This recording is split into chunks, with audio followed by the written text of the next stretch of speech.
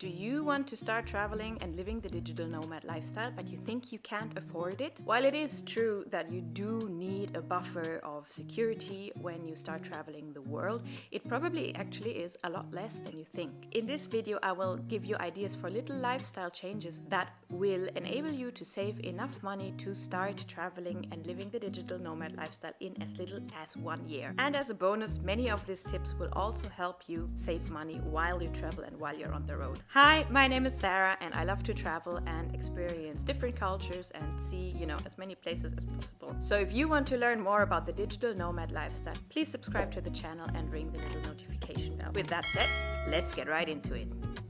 Okay, I feel like I should start with a little disclaimer. These are ideas of how you could save money, meaning that A, not all of them might apply to you, B, you might not want to do all of them, and yes, it's probably gonna be hard and uncomfortable in the year that you take to save the money. So these ideas are for you who really wants to commit to saving enough money and wants to commit to follow their dream to a digital nomad lifestyle. One tip to motivate you here might be to decide your first destination, print out a little picture and post it in places where you can see it regularly so you know what you are saving for and what you are working towards. Number 1, downsize your lifestyle. What I mean with that is cancel subscriptions that pull a monthly amount off your bank account. For example, Netflix, audiobook, gym membership. These are all things that will not only save you money, but they will also save you time. Think about all the time that you're spending watching, for example, Netflix. This is time that you could then instead invest into either learning a new skill or building a side hustle that would then provide you with new digital income or,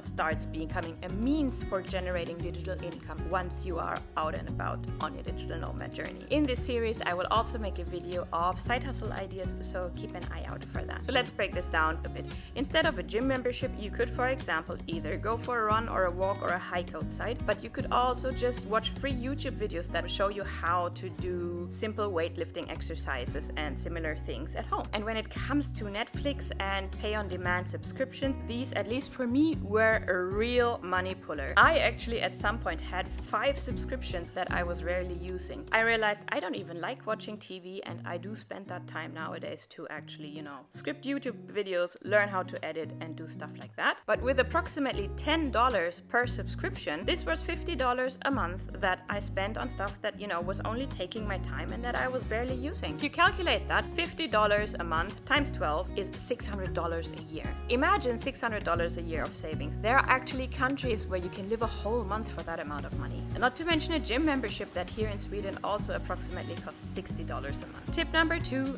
see if you can change your phone services and internet services to a cheaper provider. We are often quite lazy. Once we've signed up a contract, we never compare prices again. And for me personally, for example, here in Sweden, my mobile phone contract comes with 100 gigabytes monthly data usage. So many times I actually just use the data usage from my phone and use my phone as a personal hotspot, and usually don't need any other form of internet service than what is already coming with my phone contract, which costs me approximately $35 a month. Number 3, sell everything you don't need and declutter. First of all, you're gonna make money off of selling stuff. On the other hand, you also need to declutter and get rid of stuff before you start traveling. You can only take so much with you, probably what fits into 1 and 2 suitcases, and imagine the cost of storing everything else that you have and paying for storage. So ideally, before you start traveling long term, you want to get rid of everything that doesn't absolutely hold deep value to you. I made this mistake when I started to live abroad.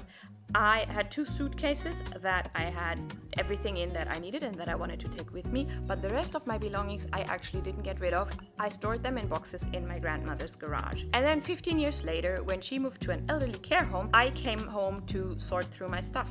And you know what? I almost threw away everything. The clothes either didn't fit or didn't reflect my actual taste anymore. I had a lot of books that I had kept, which sadly had gotten a little moist in her garage and, were kind of moldy and smelled bad, so I had to throw them away. And then I had some dishes and some stuff that, some little decoration items. But honestly, at that point, I had already decided that I would never move back to Germany. I was living in Finland at the time, and paying for shipment of these little items to Finland would have cost more than just buying something new in Finland if I really needed it. So imagine I had paid 15 years of storage fees for this, luckily I didn't, just to end up throwing everything away. Number 4, housing. Now, this is a bigger step and probably one of the more uncomfortable ones. Now that you've gotten rid of the majority of your stuff, you might not need as big a place to live in, especially if you're planning to move away anyways. Could you, for example, get in a roommate that would supplement you with extra rent that you could save? Could you move to a smaller place or move to a place where you share a room yourself? These are all options to cut your rent and save money there. Alternatively, if you are paying off a house, if you own property, another option is to keep it and stay as it is. Like I said, maybe get a roommate, but keep it also during your travels, which would be a great way to, for example, then get rental income or Airbnb extra income. Number 5, no more eating out. And if you think about eating out or ordering takeout right now, for let's say just once a week that you would order in takeout, what does that cost? Maybe $25? So if you would actually stop eating out or ordering takeout once a week, take those $25 and multiply them by 52 for 52 weeks in a year, and this will amount to $1,300. So with the $600 that you might have potentially saved of subscription services, you are now at $1,900. And if we go back to the example that you could live in some places for as little as about $600 a month, you have now covered 3 months of living without any extra income already. So you could be able to travel for 3 months already. Some of these locations could, for example, be Merida, Mexico, Bali, Indonesia, Siem Reap, Cambodia, Da Nang, Vietnam, Chiang Mai, Thailand, or Bansko, Bulgaria. Number 6.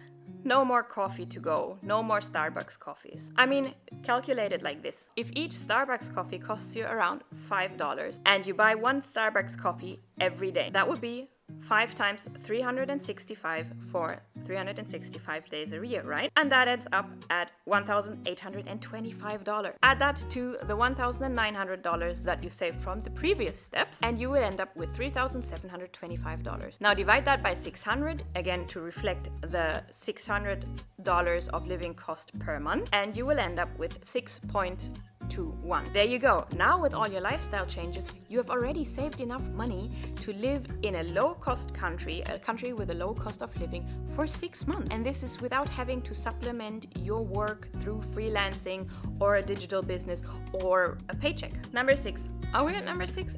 I'm so bad at keeping track of the numbers of my points. Let's say we're at number 6, hopefully. No more unnecessary purchases.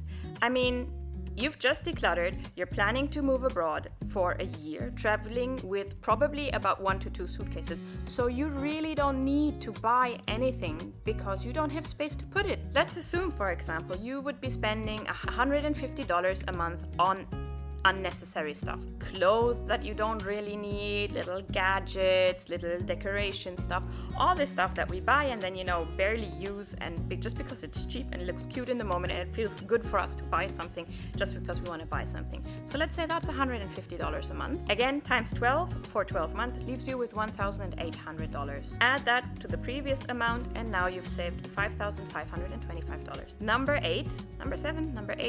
I'm just gonna stop counting, okay? Explore zero waste options when it comes to cleaning, and if you're a woman, also sanitary products. There's a lot of videos, for example, on YouTube of how to use zero waste cleaning hacks, for example, using vinegar, using cast iron soap that can be used for a majority of things that are so much cheaper than buying all the different kitchen and bathroom and whatever sprays. Same for sanitary products, if you buy a menstrual cup, or is it called menstrual underwear in English? That is a one-time purchase instead of a reoccurring monthly purchase that you would have to make. That can save you a lot of money, and it'll also be easier to take that with you in a sustainable way instead of having to buy and repurchase these things as a reoccurring cost when you're traveling. Another great way to save some additional money is, for example, to switch to soap bars instead of liquid soap. Soap bars last a lot longer and are usually cheaper. And there's a lot of other ways that you can save actually quite a bit of money when it comes to, again, these kind of products. Check out, there's so many